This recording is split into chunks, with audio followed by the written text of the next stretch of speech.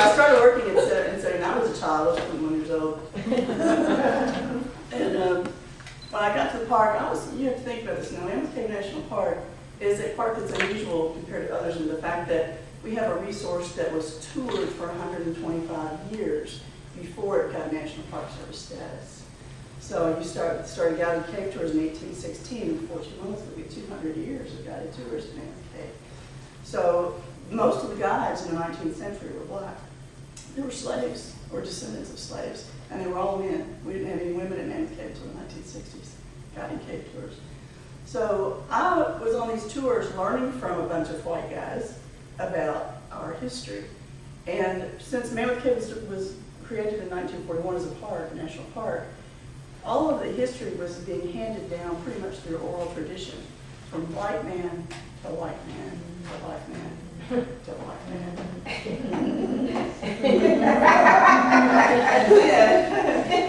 Then the ladies came in the 60s, and it was kind of a hard road over there.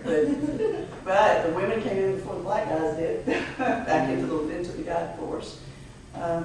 One of the things that I became really intent in studying was the African American tradition in Mammoth Cave, because there were so many stories out there, written primary sources, about people who came to see Mammoth Cave in the 1800s, the 19th century. They wrote about seeing the cave, but they were also writing about their guides. They were amazed by the status of their guides, men like Stephen Bishop.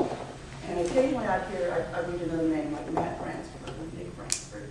The only mention of these men who guided tours literally from 1838 until 1939, African Americans, the only thing we were hearing about them was Stephen Bishop.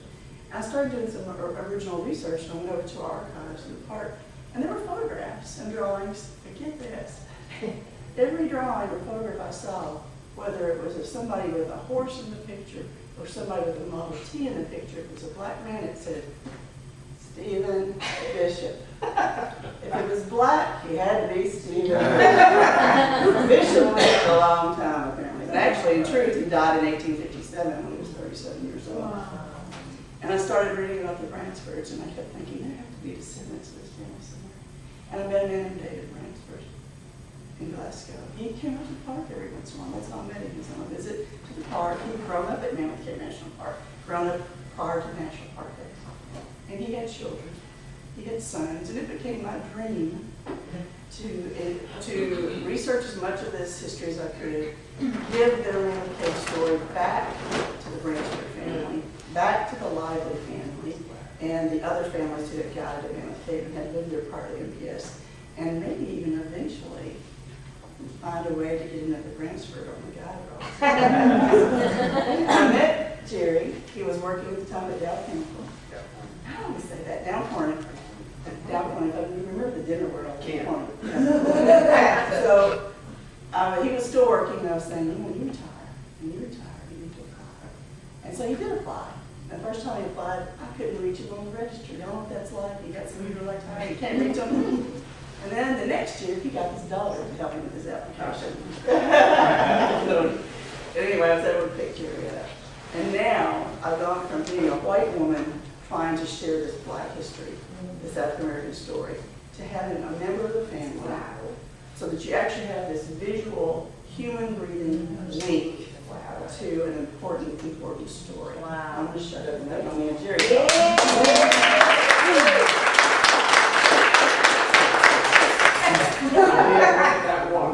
And I'm going to be quick and brief, and the things I think that you're interested in. I remember being a kid going to Mammoth Cave National Park when I was 5, 6 years old, and my dad would go back and drive his 49 Chevy back up on Flint Ridge. You know, it's a neighborhood. It's 53,000 acres, once 3 small communities.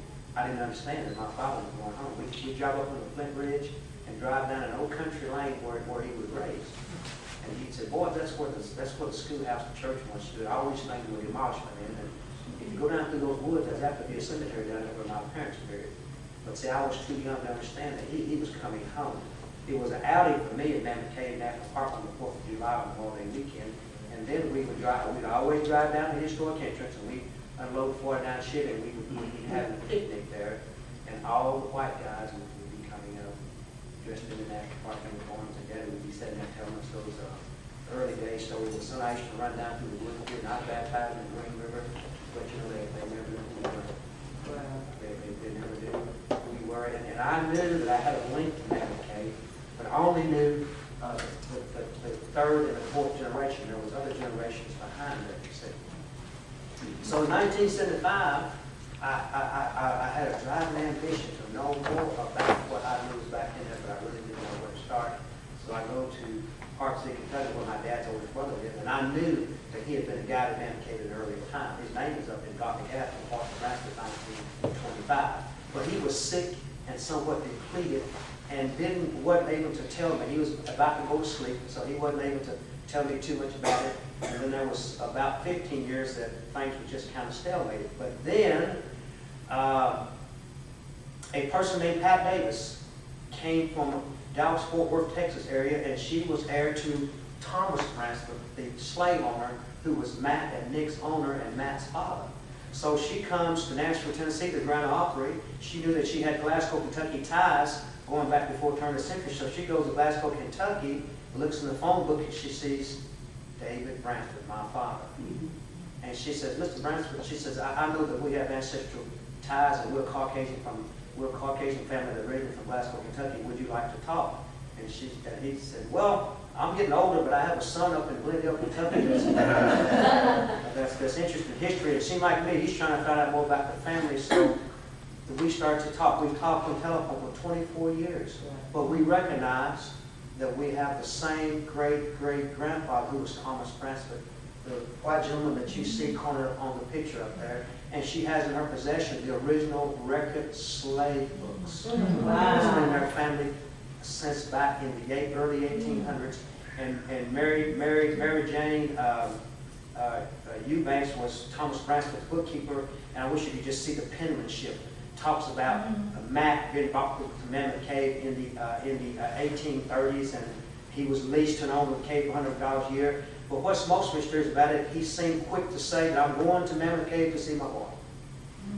And you know, and that Thomas Bransford was a married man with a wife and children. I'd say there were a lot of Caucasian guys that probably fathered children from slave girls, but I don't know how many would be ready to talk about it.